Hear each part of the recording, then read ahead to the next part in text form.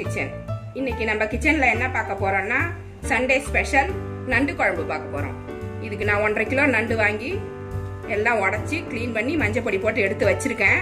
உங்களுக்காக ஒரு 2 மட்டும் எப்படி க்ளீன் பண்றது அப்படின்றத காட்டலான்னு 2 நண்டு தனியா எடுத்து வச்சிருக்கேன். அது எப்படி க்ளீன் பண்ணலான்னு ஃபர்ஸ்ட் பார்த்துட்டு அதுக்கப்புறம் குழம்பு எப்படி வைக்கலான்னு சொல்லி கொடுக்குறேன். இப்ப நண்டு க்ளீன் பண்றது எப்படின்னு பார்த்துடலாம். ஃபர்ஸ்ட் நண்டு இப்படி இருக்கும், வாங்கும்போது 2 பக்கமும் இப்படி 2 பெரிய கொடுக்கு இருக்கும். இந்த கொடுக்க ஃபர்ஸ்ட் உடைச்சிடணும். இது கொஞ்சம் ஹார்டா இருக்கும், இப்படி உடைச்சிங்கன்னா வந்துடும். இது ஒன்றை உடைச்சிடலாம்.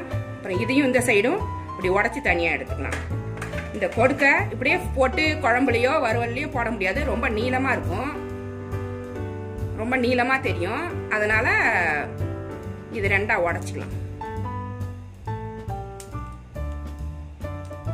உடைச்சி இப்படி வச்சுக்கணும். இந்த கொடுக்க உடைச்சி எடுத்தாச்சு. அடுத்தது இதை எப்படி கிளீன் பண்ணலான்னு பார்க்கலாம். இதுல பின்னாடி பக்கம் பாத்தீங்கன்னா இப்படி ஒரு முக்கோணமா ஒண்ணு தெரியும். இதோட இந்த நுனி பகுதியை இந்த நகத்தால் இப்படி லேசா எடுத்தீங்கன்னா இது ஓபன் பண்ணி இப்படி வந்துடும். இப்படி திறக்கிற மாதிரி இருக்கும். இதை அழகா அப்படி திறந்துட வேண்டியதான். இப்படி திறந்தீங்கன்னா இந்த ஓடு மட்டும் தனியா அப்படியே வந்துடும். இப்ப இது மேல இருக்கிற இந்த நீளமா இருக்கிறது, உள்ள இருக்கிறது எல்லாத்தையுமே நம்ம இந்த தண்ணிக்குள்ள அப்படியே பிச்சு போட்டுற வேண்டியதான். இதெல்லாம் சுத்தம் பண்ண வேண்டிய பாகம், இதெல்லாம் தேவையில்லை. நமக்கு தண்ணி ஊத்தி இந்த இடத்த கழுவி விடணும். தண்ணியை கொஞ்சம் கொஞ்சமா ஊத்தி இதுக்குள்ள இருக்கிறதெல்லாம் அப்படியே கையை வச்சு இப்படி எடுத்து விட்டுருங்க.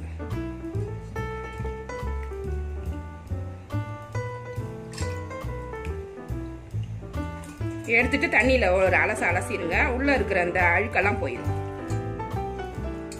இது தேவையில்லை நம்மளுக்கு. இதுல செனை இருக்கு, அதோட போடுங்க. முட்டை நல்லா இருக்கும் நண்டுக்கு அப்படின்னு சொல்லுவாங்க. இது கொழுப்புலாம் நல்லா இருக்குன்னுவாங்க. அதெல்லாம் நல்லா இருக்காது குழம்புக்கு, நாங்க போடுறது இல்லை.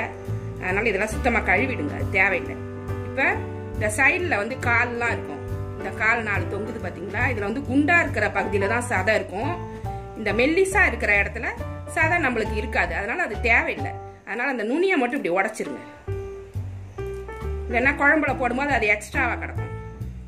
இதெல்லாம் எடுத்துருங்க. அது மாதிரி இந்த சைடும் இந்த நுனியை மட்டும் இப்படி உடைச்சி விட்டுருங்க. சதை இருக்கிற பகுதியை விட்டுடலாம்.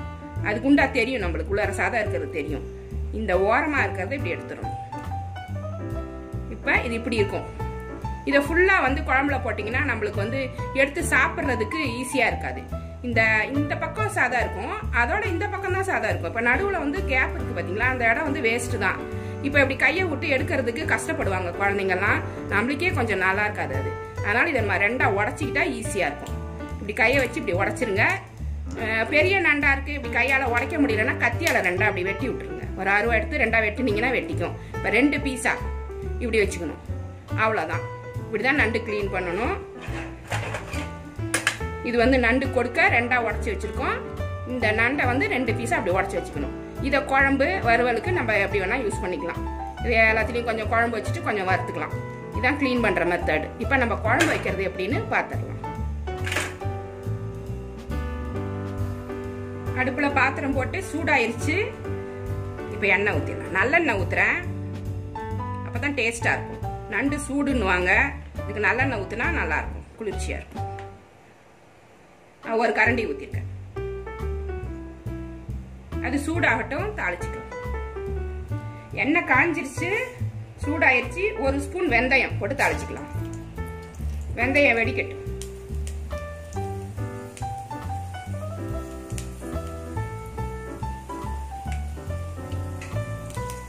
வெந்தயம் பொரிஞ்சிருச்சு. இப்ப வெங்காயம் சேர்த்துக்கலாம். சின்ன வெங்காயம் ஒரு 200 கிராம் உரிச்சு வச்சிருக்கேன். முழுசா உரிச்சு வச்சிருக்கேன், அப்பதான் டேஸ்டா இருக்கும். கட் பண்ண தேவையில்லை, முழுசா போட்டா அது ஒரு டேஸ்டா இருக்கும். ஒரு பூண்டு உரிச்சு வச்சிருக்கேன். ஒரு பெரிய பூண்டா இருந்தது, அதனால ஒரு பூண்டு உரிச்சு வச்சிருக்கேன். சின்னதா இருந்தா 2 உரிச்சிக்குங்க. ஒரு 2 இன்ச் அளவுக்கு இஞ்சி கட் பண்ணி வச்சிருக்கேன். இதெல்லாம் அதுல போடணும். இது ஒண்ணா போட்டுடலாம். நண்டு சூடுன்னு சொல்லுவாங்க, அப்புறம் வாயுன்னு சொல்லுவாங்க. அதெல்லாம் இது எடுத்துரும். இது வதங்கட்டும். வெங்காயம் வதங்கிடுச்சு. கருவேப்பிலை போட்டு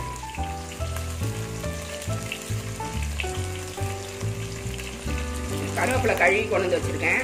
அதில் கொஞ்சம் நிறைய போடுங்க, நல்லா வாசமா இருக்கும். எண்ணெய்க்கெல்லாம் கருவேப்பிலை கொத்தமல்லி புதினாலாம் கொஞ்சம் நிறைய போட்டால் அந்த கவுச்சியெல்லாம் எடுத்துரும். இப்போ 3 தக்காளி பொடியாக கட் பண்ணி வச்சுருக்கேன், இதையும் போட்டுக்கலாம். புளியை குறைச்சிக்கணும், தக்காளி தான் கூட போடணும். புளி அதிகமாக சேர்க்காம தக்காளியை அதிகமாக சேர்த்து புளிப்பை கூட்டிக்கணும். அப்போ தான் டேஸ்ட் நல்லா இருக்கும்.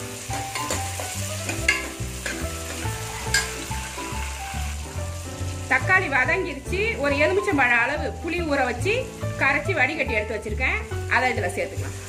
உங்களுக்கு குழம்பு அதிகமாக வேணும்னா எல்லாமே கொஞ்சம் கூடவா சேர்த்துக்குங்க. கொஞ்சம் அதிகமாக சேர்த்துட்டிங்கன்னா கொஞ்சம் நிறைய குழம்பு கிடைக்கும். இப்போ நான் வைக்கிறதே ஒரு 5-6 பேர் சாப்பிடலாம், அவ்வளோ இருக்கு. புளி கரைச்சி ஊற்றியாச்சு. இது குழம்பு மிளகாத்தூள் ஒரு 6 ஸ்பூன் எடுத்திருக்கேன், மஞ்சப்பொடி 1 ஸ்பூன் எடுத்திருக்கேன், உப்பு வந்து ஒரு 3 ஸ்பூன் எடுத்திருக்கேன் இப்போதைக்கு. அப்புறமா செக் பண்ணிட்டு போட்டுக்கலான்னுட்டு. இதெல்லாம் இப்போ ஃபர்ஸ்ட் போட்டுடலாம். கொஞ்சம் கொதிச்ச உடனே செக் பண்ணிட்டு உப்பு உரப்பு வேணும்னா அதிகமாக வேணும்னா அதுக்கப்புறமா சேர்த்துக்கலாம். இப்போதைக்கு இதை மட்டும் போட்டு நம்ம கிண்டி விட்டுக்கலாம். குழம்பு மிளகாத்தூள் 1 ஸ்பூன், மஞ்சப்பொடி, அளவா உப்பு.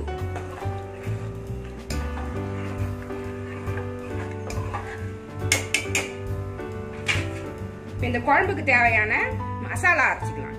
இது ஒரு 6 தேங்காய் கீத்து எடுத்திருக்கேன், 6-7 தேங்காய் கீத்து எடுத்திருக்கேன், ஒரு 5-6 சின்ன வெங்காயம் எடுத்திருக்கேன், 1 ஸ்பூன் சோம்பு எடுத்திருக்கேன். இது எல்லாமே மிக்சியில் ஃபர்ஸ்ட் நுணுக்கிட்டு அதுக்கப்புறம் தண்ணி ஊற்றி அரைச்சி பேஸ்ட்டாக எடுத்துகிட்டு வந்துடணும். இதை இதில் போடும்போது நல்லா டேஸ்ட்டாக இருக்கும். இந்த காரெல்லாம் அது எடுத்துரும். நாங்கள் தேங்காய் சாப்பிட மாட்டோம் அப்படின்றவங்க வேணா சேர்க்காம விட்டுடுங்க, ஒன்றும் பிரச்சனை இல்லை. இதை நான் வந்து சேர்ப்பேன் எங்கள் வீட்டில், நல்லா டேஸ்ட்டாக இருக்கும். நீங்களும் இது மாதிரி போட்டு பாருங்கள், நல்லா டேஸ்ட்டாக தான் இருக்கும் இது. இதை இப்போ அரைச்சி ரெடி பண்ணி கொண்டு வந்து வச்சுக்கலாம். குழம்பு நல்லா கொதிச்சிருச்சு. இந்த தேங்காய் வெங்காயம் சோம்பெல்லாம் அரைச்சிருந்தோம் பார்த்தீங்களா, அதை இதில் போட்டுக்கலாம். இது போட்டால் நல்லா டேஸ்ட்டாக இருக்கும். இந்த புளியில் உள்ள காரல், மிளகா பொடியில் உள்ள காரெல்லாம் போயிடும், நல்லா டேஸ்ட்டை கொடுக்கும். அளவாக போட்டுக்குங்க, உங்களுக்கு எவ்வளோ தேவையோ அவ்வளோ போட்டுக்கோங்க. அப்போ தான் ஒரு திக்னஸும் கொடுக்கும் குழம்பு. இந்த சமயத்தில் இந்த நண்டையும் சேர்த்துக்கலாம்.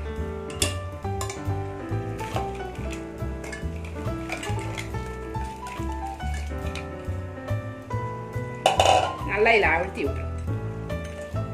நண்டு ரொம்ப நேரம் வேகணுன்ற அவசியம்லாம் இல்லை, சீக்கிரம் வெந்து போயிடும். மூடி வச்சிங்கன்னா டக்குன்னு வெந்து போயிடும்.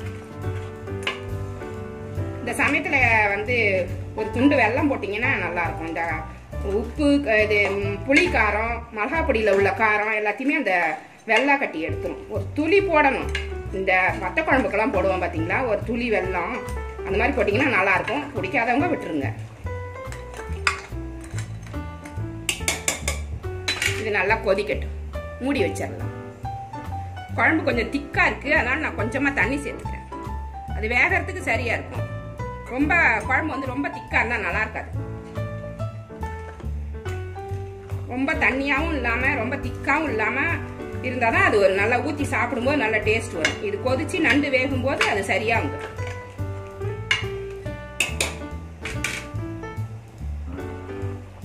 நல்ல குழம்பு நல்லா கொதிச்சு வருது.